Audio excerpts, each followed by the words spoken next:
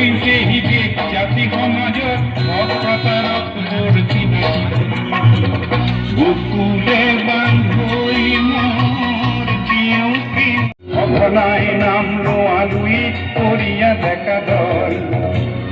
কোনে কাঢ়ি নিলে বাৰু চবে প্ৰেমৰ ধৈৰ্য সাহস আৰু বাহুৰ বল কোনে কাঢ়ি নিলে বাৰু চবে প্ৰেমৰ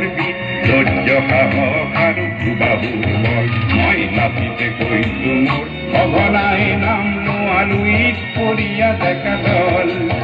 মই নাচিতে প্ৰত্যেক সেনাই অসম সেনাই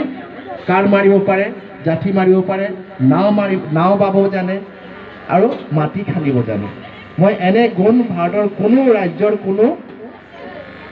সেনাঘাটত দেখা পোৱা নাই গতিকে ৰামসিংহই অসমৰ অসমীয়া সেনাক চেলিউট মাৰি তেখেতে ঘূৰি যাব লগা হৈছিল আৰু তেখেতৰ পিতৃয়ে অশেষ কষ্ট কৰিছিল